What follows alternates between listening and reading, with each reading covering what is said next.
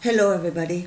Um, it is Friday, the 1st of July, and I want to talk again about the spiritual path, something else that has fallen into place for me, the meaning of what the spiritual path actually is, and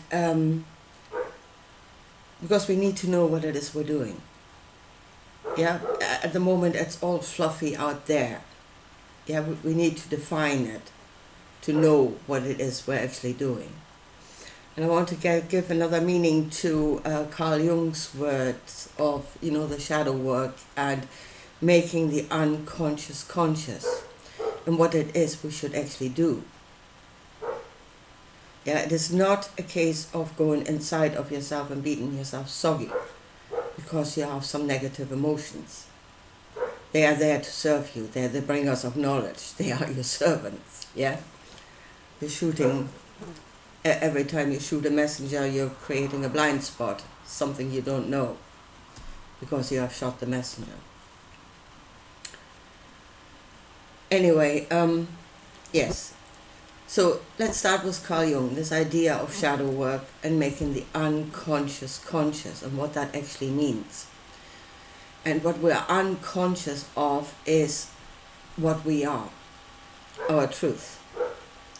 The spiritual side of us, we are doing it all the time, but we are not conscious of it. We must become aware of what it is we're doing. And I would say humanity was on that path, has done it forever.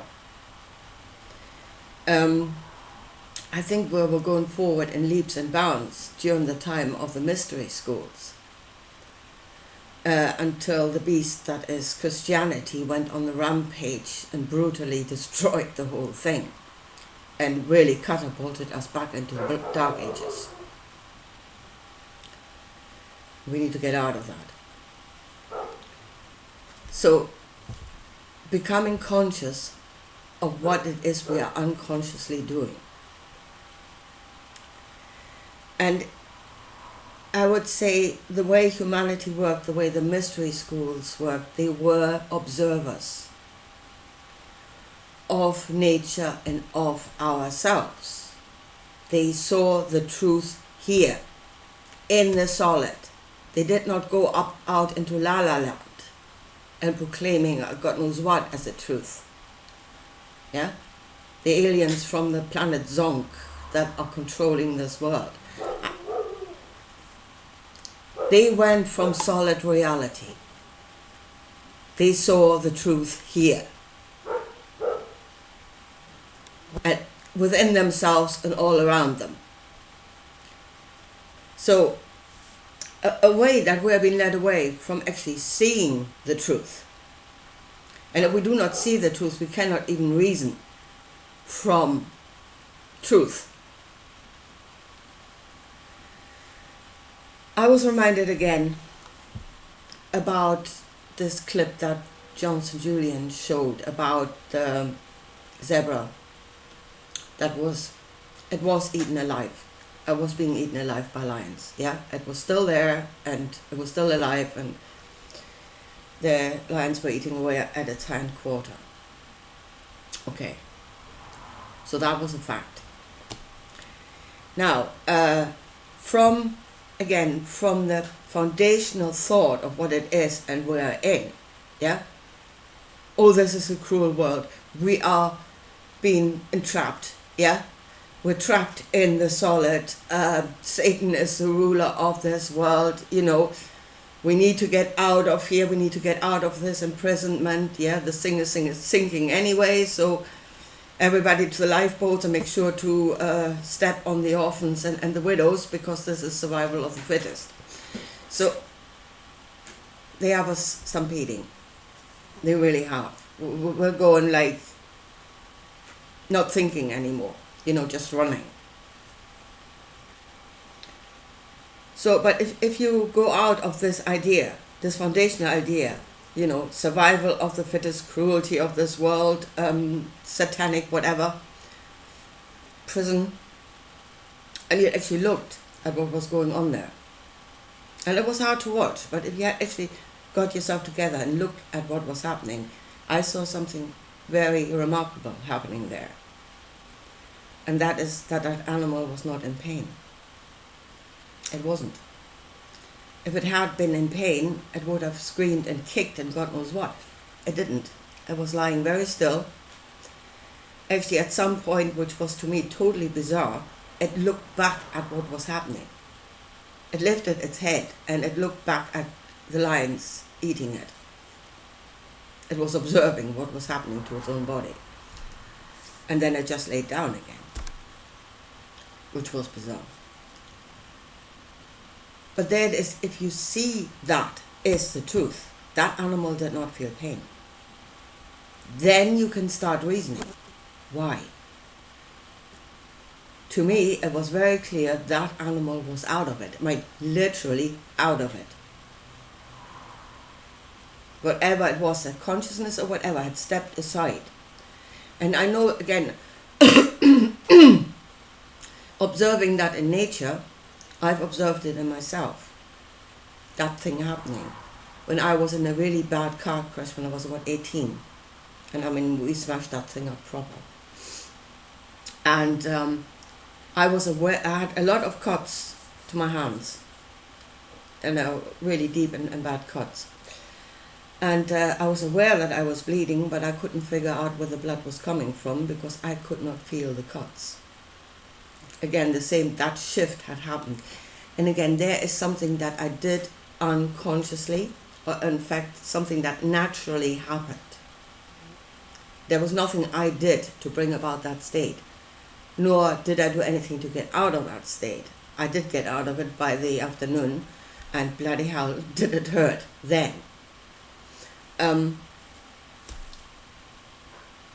Excruciating pain by then. But there was nothing I did to create this state. So there we are observing what is actually happening, the truth. We start wondering about what is going on at that moment. It's not physical. Then, I think the path would be to become aware of these incidents happening more and more, but maybe not just this one, but like intuition. Let's go shift to intuition. A lot of us are doing that. Yeah? And become aware of the moments that happens. Become aware of what is happening inside of you. What state are you in? Catch yourself doing it, so to speak. Try to replicate what is happening at that moment.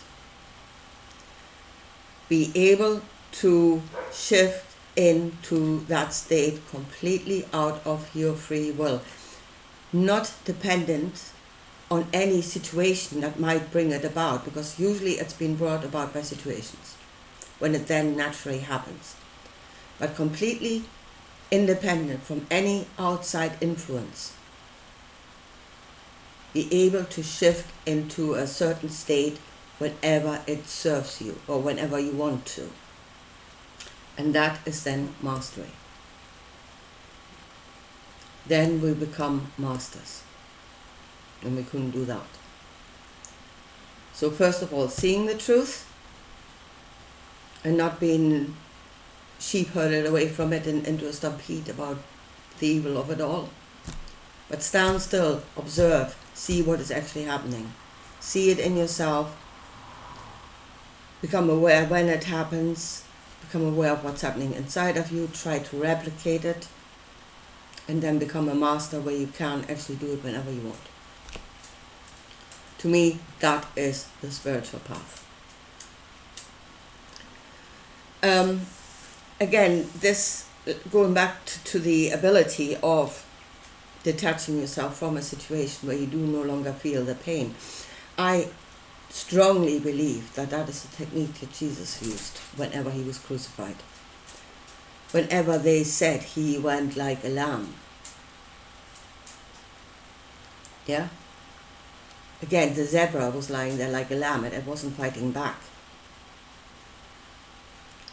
So I truly believe that that is the technique that Jesus used during the crucifixion. And I also believe that at some point he lost concentration when he cried out. But for the most part he did it. Because Jesus was a master.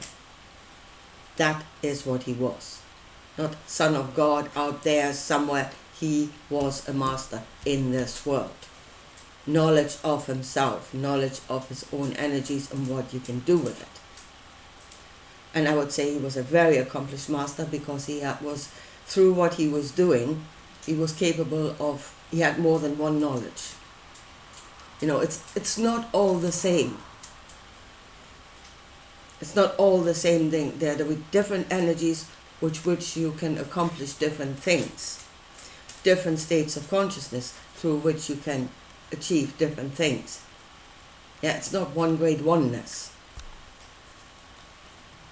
And I would say he had mastery of more than one.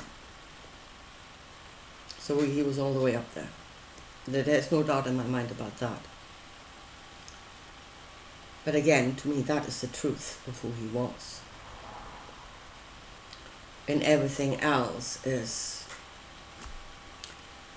Well, I'll come to that in a minute. I don't think the God of another world was completely a fairy tale, sadly. I don't think that was the case, but I'll come to that. So, if we are serious about the spiritual path, then that is where our focus must be. This is where our works must be. This is where our energy must be spent. Doing it. Yeah? So, but at the moment, people are fighting demons. They're spending their energy fighting the enemy outside in the physical, or demons in the astral zone, or whatever.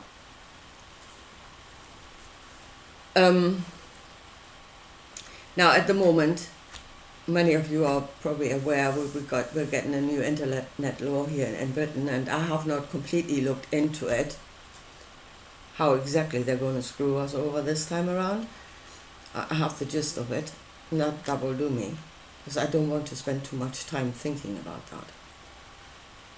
Because you have to make a choice. I have to make a choice where my focus should be.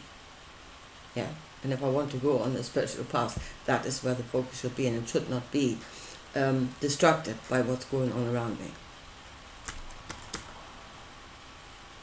But here comes this whole idea, you know, or that they're taken away, or they won't let you see certain parts of the internet that they don't want you to see. And there you go. They are restricting my knowledge. Their technology is all powerful and it is restricting my knowledge. And I shall go out on the street and I shall spend all my energy going up against it, shouting and painting placards and God knows what. But if you would see the truth of ourselves, there is an internet in this world. The true connection between consciousness, true connections that we can build and through which we can receive knowledge. There's knowledge out there that we can get on the spiritual path. We don't need their bloody internet.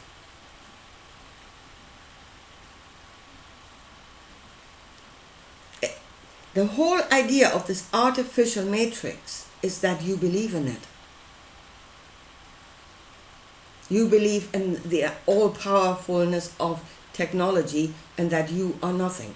That is what is creating the artificial matrix, and it is artificial because it is not your natural truth. Your natural truth is that you can know and you don't need a computer because you are the machine. You are the machine. You are the energy. You are that which builds connections through which knowledge will come.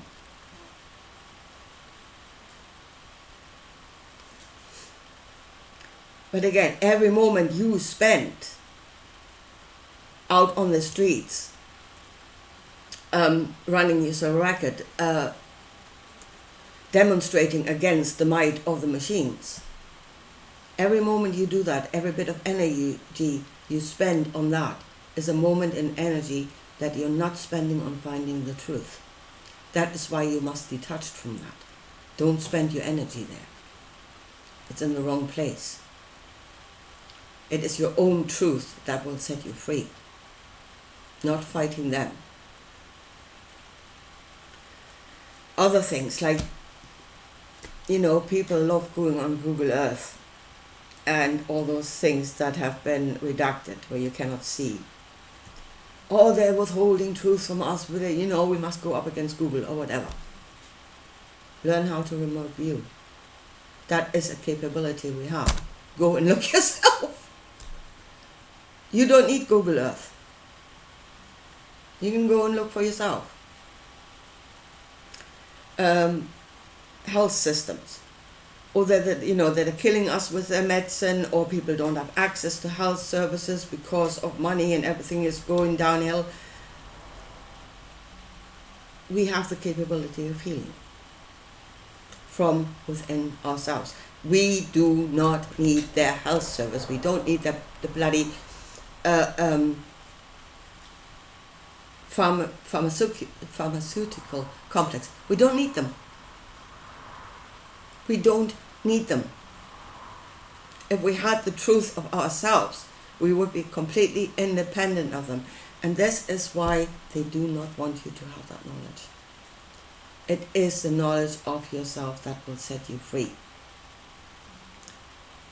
Now, here's the last bit. And this is again what Jesus did. And a capability that we have. Obviously, I would think we have it. And that is to connect not only in this world, in the natural web of life, the true internet that we should be in, but we are capable of connecting to others outside. I would say most of them are like us. Yeah, if you say, oh, they're all fluttering beings of light, forget it. I would say most of them are like us, and most of them are a duality like we are. That is to say, they're both solid and spiritual. They're both. It's not a choice between one or the other. You are both.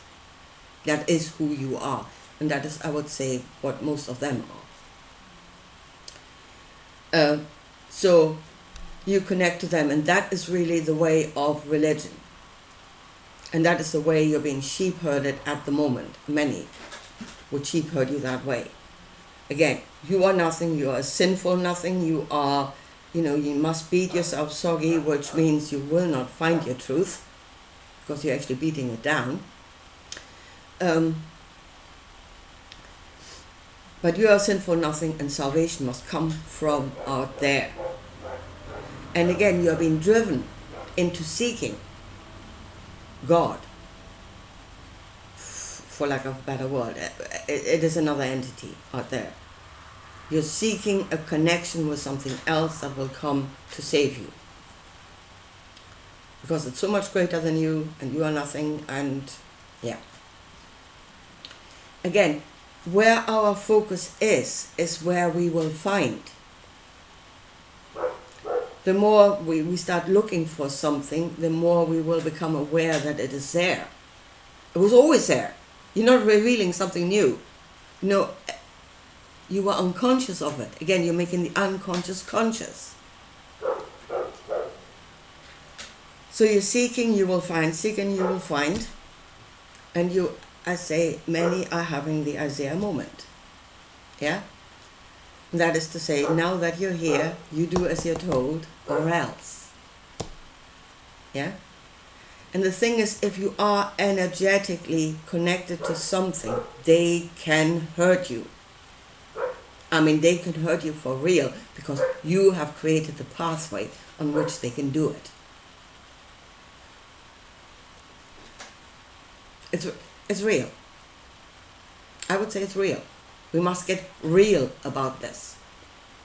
If we really want to go on the spiritual path, we need to get real about it. Yeah? Get out of fairyland and say this is how it works in reality. We have that many stories that tell us we just need to believe that they're real. I believe they are real. So this seeking outside of this world for those entities that are so much greater, I would not go there. Personally, I would not go there. If we find out who we truly are and what we're truly capable of, we are more than capable of cleaning up this mess that we have created, and we must. Out of our ignorance, we have created one hell of a mess. But we will be more than capable of cleaning it up ourselves. And if there is solutions to be found for the problems in this world, we are the most qualified to find those solutions. Because we are the ones in this world, we are the ones with the knowledge of this world. Yeah? We have the greatest knowledge of this. We have the greatest qualifications. We don't need them. And really, what does somebody again from the planet Zonk know about life on Earth? Why are you asking them? You're the one who's in it. You're the one that knows. Go by your own knowing. So again, if we are on the spiritual path, we need to get real about it. We need to say it is real. That is the start. Again, become conscious of that which you are unconscious of. What you're doing it. Just not consciously. Make it conscious. Bring it to awareness. Become aware of what is happening inside of you when these things are happening. Try to replicate it. Try to become the master of it. And then those who have the greatest mastery, the greatest knowledge of themselves, mastery of themselves, should be the greatest servants to all. And again, do not go the way of Jesus, where you become a masterful being and you put that in service to some megalomaniac, narcissistic dimwit out there that wants to have dominion over this world. The knowledge you gain here was given to you in this world, by this world. It is the knowledge of this world. It should serve all that have their being here. It should not serve something out there.